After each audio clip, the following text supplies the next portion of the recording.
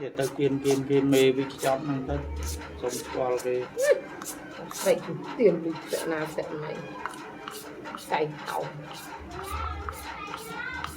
mê bị chọc kê nó sẽ tập xây tay khuôn thực prọc từng pi nè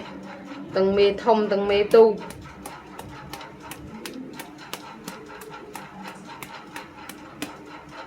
còn mê thông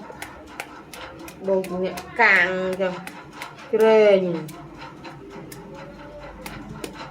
bao kịch chu hunเป็ดเชียกอดชนาว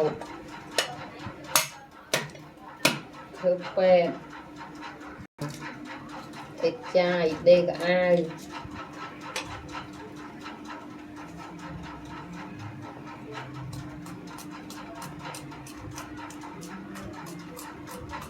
แล้วตรงเนี้ย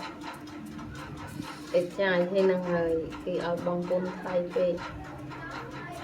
กระสังก็ได้ใบปลอกได้ไปเลยนี่ใบปลอก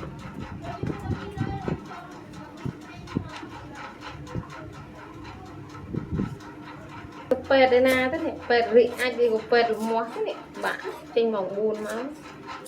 เอาได้ดีเยอะได้สนุกเฉยงบบักเจ้า cái ca này giá cao cho ta lục môn